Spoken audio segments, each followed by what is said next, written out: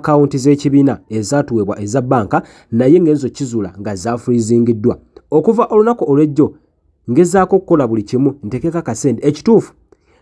Breaking news, wetugerera sawa zineno His Excellency Robert Kyagulanyi, the President of Uganda, Home Loan account ze abazitutte zonna ziri frozen, sente tezikyagendako. Abaana bali mu complaining, video zonna hanzikuletedde mu maaso ng'omwana agezako transaction naye nga bigaana, naye nga tetunagenda mu ebyo byatulese olunaku olwaleero. N'omukulu Lubungoya avuddeyo ayogedde ekiyinza okuba nga kibiriddeko obuzibu obwo, naye nga tetunagendayo nga bwe nkugambye. Akavidiyo kano mbadde nsaba osoko impeleka like ebirenge sota mutukira ubona bandiagado kumanya kweno information nadala bananchuka abali mu gwanga Uganda, cause information very vital era representing abana Uganda aba living below the poverty line. Mwana mwenye nyongeno kujukiza haja tena kalembe walinyo kolombele gwena ngoli n'ebizibu nambere osembe 529 so mukubita ko unboxing kwa WhatsApp nabiranga akuyamba ko sabikola bya kilogo popula akulombera lombe zidwa noberanga obona wanga ofuna biwadde osaba onako holwaliro nga benkugambye obagezi wabana mu National Unity Platform Groups abenjawulo bagezeko kubeeranga batega kasente ku akaunti ze baba wadde abana ba National Unity Platform oba Bobi Wine wali ku fundraising naye ekigambo kubanga tezisende tezikyagendayo mbu akaunti zonna bamaze dda kubeeranga bakola ki bazifreezing. Bino byose byange naye njaga osoko biwulist ombuli ndoze mu commentation mulowooza okufreezing akaunti za Bobi Wine kigenda kulemesa Bobi Wine kubeeranga ayitamu owanera. Bakomedi abali ku platform eno muje baleko jona je mutusaako engolo ebirowoozo byammwe bikulu nnyo mu group eno naddala nga tuyina kozi gye tuliko naye twafunyeemu obuzibu nkitegedde kati eddakiika eziyise. Okuva olunaku lw'ejjo ngezaako kuteeka ssente ku akaunti z'ekibiina ezaatuweebwa eza banka naye ng'enzo kizuula nga zaafurizingiddwa. Okuva olunaku olw'ejjo ngezaako okukola buli kimu nteekeko akasente ekituufu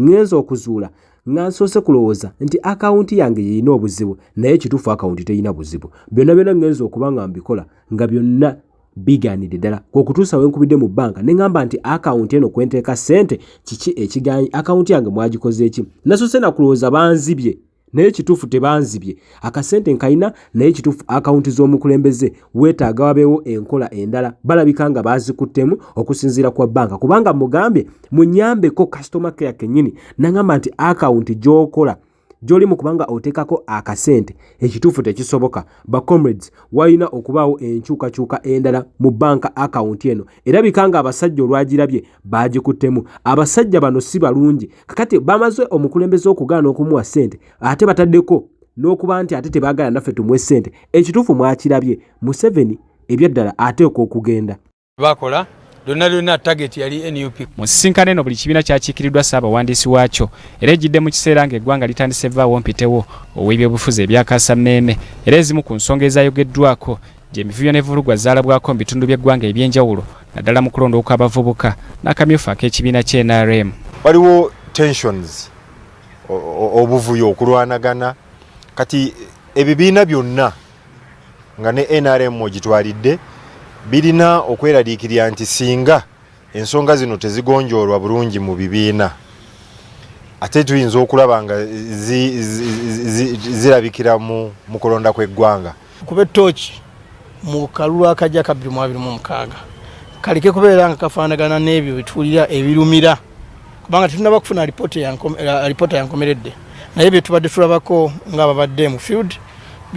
bitwewanisa emitima n'okitwagala okubeera nga tubinogera eddagala nga tetunatuuka omwaka gujja olugenda okubeera nga tulondera. Dr. Lawrence Sirwambala akulira omukago gwa IPOD ategeezezza nti mu nsisinkano eno bakanyiza okukola enteekateeka y'okwetegekera olukuŋŋaana gaggadde olugatta omukago guno naddala mu kiseera nga tugenda mu kulonda okwawamu kyokka nti era wabaddewo n'okubaganya ebirowoozo ku tteeka eryakayisibwa erikwata ku bibiina by'obufuzi eby'enjawulo the Political Parties and Organization Act 2025. Ebimu ku bibiina by'obufuzi ebiri mu mukago guno kigambibwa okubeera nti tebyebuuzibwako wakati mu kuyisa etteeka lino nga kati abali mu mukago baagala wabeewo okuddamu okwekenneenya etteeka n'engeri gye linaayamba ebibiina ebitali bimu. Naye ate ebyembi etteeka bwe baalikola baagamba nti kati IPOD bagifudde part of NCF olukiiko lwe bayita National Consultative Forum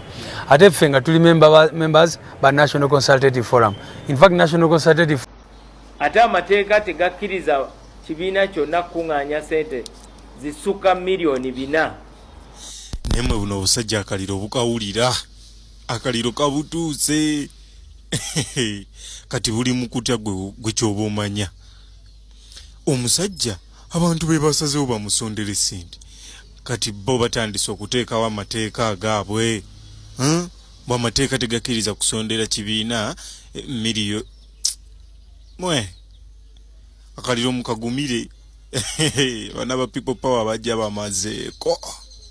Omukulu kwefulukuta kyakoze aba NRM abalese bakaba amaziga bavuddeyo nabo bamulumbye video nkikuletedde mu maaso ogenda kubeera nga ogirabirako wano wennyini nyongera kujjukiriza gwatana subscribe nga sikiwanti no ole mu struggle oyina bibyo byoliko sokolabe omukulu kwefulukuta nga yumba aba NRM tumale tuwakuletete nabo nga bageza kubeera nga be defendinga omuntu yena bwakoma wano nga wagira NRM omuntu wagira NRM babiri bensonyiwa omuntu nga tali exposed n'omuntu nga talwaza tasomesa basically nga services talina kyazaagaza ng'oli wadde mba okuwagira NRM naye omuntu kasita oli nyennyonyi n'ofuluma wano n'ogenda nodda